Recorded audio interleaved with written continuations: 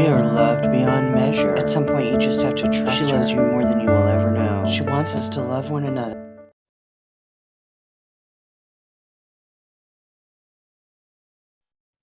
Welcome to another episode of Priestess at the Altar. My name is Kelly Applegate, and I am your priestess. If it is your first time joining us, welcome to the Church of the Goddess. Priestess at the Altar is released every Sunday morning at 10 a.m. on the first and third Sunday of every month. Before we get started, each episode begins the same way, which is I'm going to take 3 deep cleansing breaths with you, and then we're going to kind of settle in to our time together.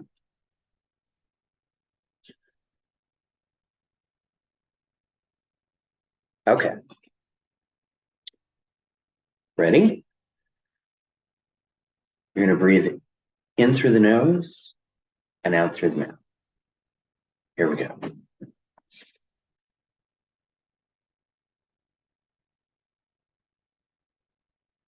going to hold that breath for about 3 seconds. Let's do that again.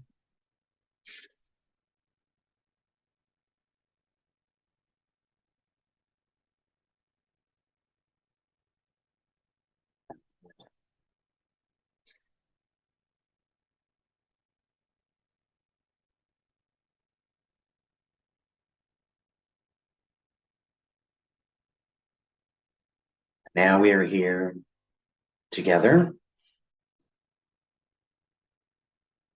It is our love and our passion, our faith that brings us here, where we can spend just a little time to commune, to be still, to feel the life force of human connection, which is also our connection to her.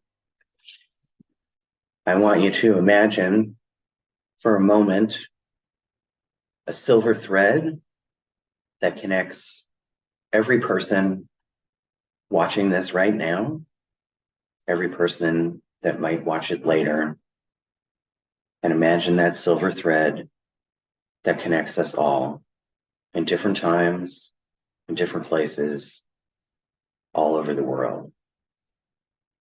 For we have been drawn together in the light and the peace and the love of the goddess. And together, we all say, Amen Dea.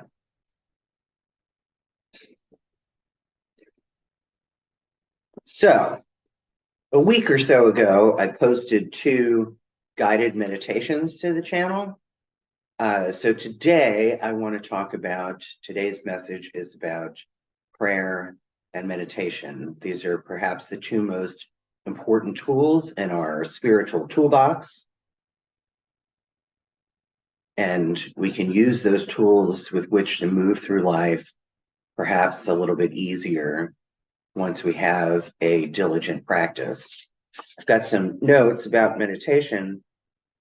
The earliest documented records that mention meditation involved Vedantism, which is a Hindu tradition in India around 1500 BCE. However, historians believe meditation was practiced before this time as early as 3000 BCE. Between 600 and 500 BCE, the development of other meditation forms is recorded in Taoist China and Buddhist India. The practice of meditation also spread to cultures in the West via the Silk Road. And if you don't know what the Silk Road is, it's the ancient trading route or network of paths connecting China and the West. And that path was well traveled for about 1400 years. The term meditate originates from the Latin word meditatum, which means to ponder. But I think there are 2 types of meditation, really. We can sit and sort of meditate upon and ponder a thought, a word, a prayer, a symbol. You can stare at a candle flame. Or you can do a contemplation of meaning in a guided meditation, like the two that I just posted. But the other side of that kind of meditation is to try and not think and not focus.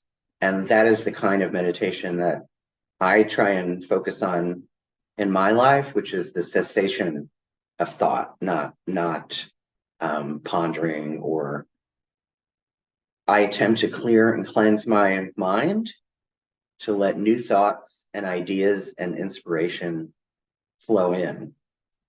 I do find something mundane to focus on. I'm very susceptible to sound, so I can usually find, like where I sit in the morning in the garage, because I go outside the back garage door every morning and just say, "Good morning, goddess." So when I sit in there, I can tune into like the hum of the heater, the hum of the HVAC unit. You can, or if you're inside, your house, the low hum of an electrical appliance, like a refrigerator, anything that isn't terribly intrusive, but is consistent.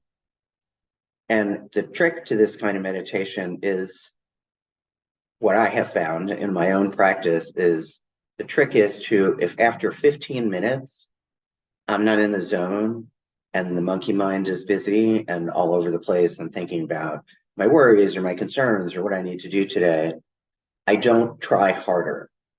I give up and I go about my day, and I know that I have another chance to get into that zone either later that day or tomorrow, if all else fails. Because after 15 minutes, if I can't get there, then I'm just fighting with myself and my own consciousness, and that is a battle that I will never win. Sister Alethea of the Majoring Orders of the Original Lux Madriana, which I've talked about on this channel before, she writes about meditation in an essay on death and the fear of death, and she writes, "If the mind during life has never lifted itself above the physical realm, if it is wholly undisciplined in prayer and meditation, having simply directed itself toward the objects and events of the world of matter, this period can be a difficult one. In this sense, spiritual ignorance not only breeds fear of death, but makes death more of a thing to be feared." So I get that, right? If I'm thinking too much, I'm inevitably thinking from that part of my brain that gets all excited about fear and worry. So I try and, like, that's what mindfulness meditation is about, right? Being, where are my feet? What am I doing right here, right now? And right here, right now, everything's fine.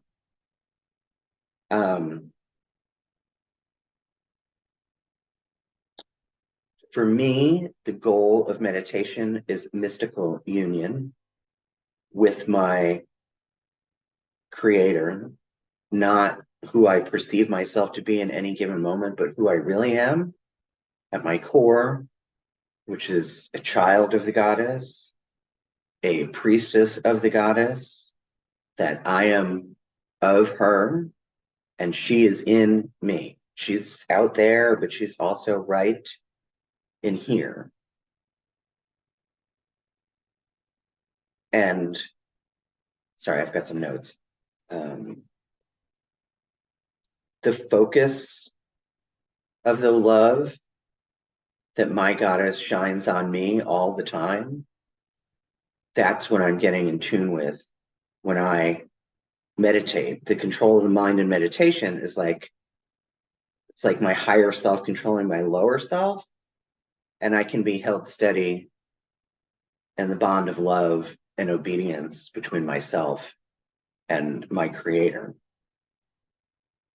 The control of thoughts and imagination which is closely linked to the habit of attention and concentration, can be exercised and developed not only in the context of meditation, but in the activities of your everyday life. That's that mindfulness that I was talking about.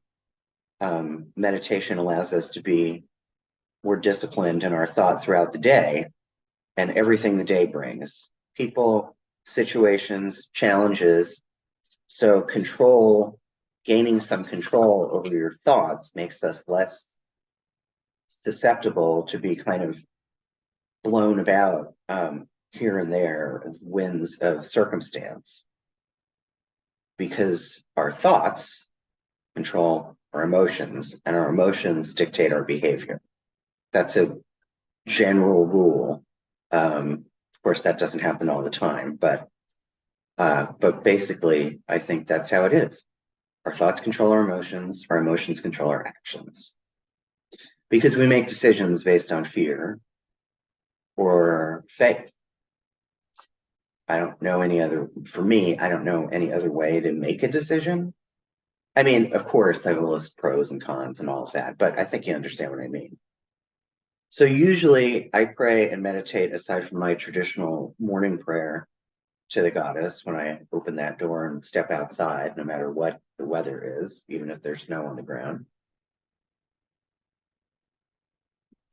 Maybe I don't step outside when there's snow on the ground. I just stand there on the threshold because I'm usually in my socks. So that morning prayer is usually some derivative of, hello, I love you, I know you're there. And that's pretty much it. So, but after that, I'm sorry, before that, first, before I do anything else, I acknowledge her as soon as I wake up. That's not necessarily a prayer, but it is an acknowledgement, an invocation, so that from the very first moment, my eyes open. I'm talking about before my feet even hit the floor. I think about her. And again, that's not really a prayer. It's just I want to tether myself to her from the moment I'm conscious. And I have to say that is a discipline that has taken years and years of dedication. So if that's not something you feel like you can do, if you're like most people, you wake up with worries about the day and your to-do list, or perhaps a list of grievances from the day before, you're not alone, or bad, or wrong, or unspiritual, or anything. You're just in the norm, right? Like I said, it's taken many years of dedicated practice to be able to think of her upon awakening. So the meditation techniques I'm talking about take diligence and commitment for them to become an automatic part of the mind. And anytime you even try this is a step toward progress, and progress is really the best that we can hope for, because we're never going to achieve a perfect state of blissfulness, or at least I don't think I am. Maybe you are. Maybe you can achieve a perfect state of blissfulness, and if you can, please contact me and tell me how you did it. So prayer and meditation go together. I try and meditate and then pray, because then I'm less likely to try and use the goddess as my errand girl and just, give her a list of demands. When I meditate first, my mind is clear. My prayers tend to be less self-centered and focused on what she wants from me rather than the other way around. And that's not to say that I don't ask for my desires to be fulfilled or for solutions to problems. Of course I do. But with meditation, I gain an openness to receive her answers, even when they don't look or feel like what I think I want. Because part of my prayer life is trusting that she knows what is best for me better than I do. I have specific prayers for specific prayer times throughout my day. I pray in the morning, I pray mid-afternoon, and I pray in the evening before I go to bed. That middle of the afternoon has become very crucial for me because it's kind of like I've expended all that energy from 6 a.m. to noon or 1 or and I need more. I've talked myself back into self and seeing the world through the eyes of self rather than seeing with her eyes, and perhaps see opportunities for growth, opportunities to be of service to others, opportunities to learn or to practice a spiritual principle that I'm working on. For example, I consider myself a judgmental person. It's not as bad as it used to be. We all judge. There's no getting around that because we see the world through the eyes of self. But when I pray and meditate in this fashion, I can then be presented with opportunities to practice being less judgmental. And sometimes that comes into play when I'm presented with opportunities to be of service, right? Because I can't just be of service to the people I like, or the people that are like me, or the people that I resonate with, or the people in my peer group. If I'm going to be of service in the world, that means I need to be willing to be of service to anyone. So I also pray throughout the day as I kind of encounter this or that. I pray for compassion and kindness when I find myself being judgmental, or when I know I'm going to engage with someone that I'm not fond of. I pray if I know I'm going to be in a stressful situation. I pray to be open when I know I'm going to be social, and my default, I don't know about you, but my default is to hide myself from people. So I pray to be open to others and what they might need from me, or there's an opportunity to be of service, or I might just find a new friend. When someone crosses my path, there's always a reason for that. I don't know if it's my reason or their reason, right? Maybe they're there to provide something to me. Maybe I'm there to provide something to them. Maybe it's going to turn into a reciprocal relationship. I don't know that. So I have to be open to people. And again, I have to be open to people that aren't like me, that don't share my spiritual beliefs, that aren't into what I'm into. I've got to be open. If somebody approaches me and they're wearing a giant cross, I still have to be open. Because I don't know what's going on with that person. My entire prayer life is based on 2 things: gratitude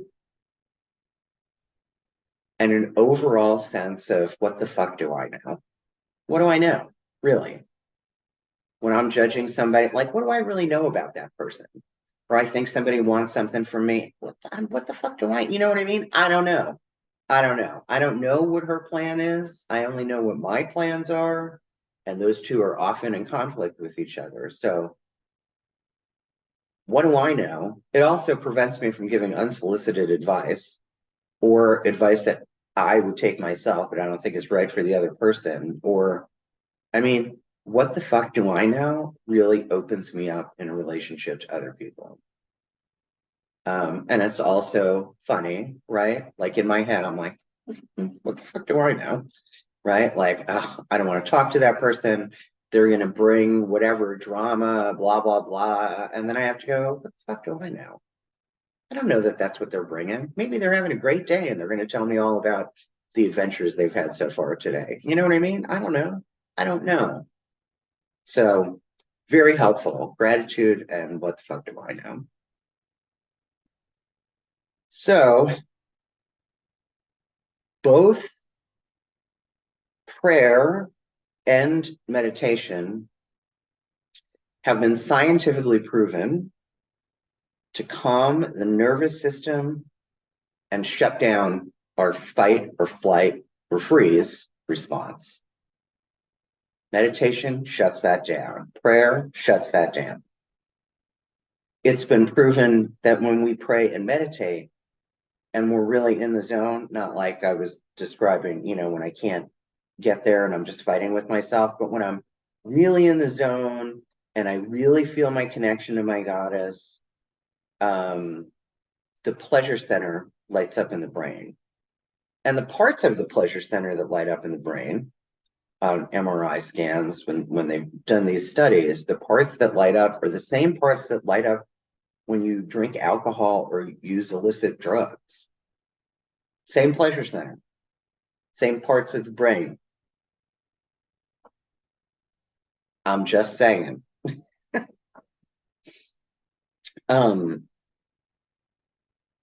There's a neurochemical release of dopamine and serotonin. Of course, that's the chemical part of it.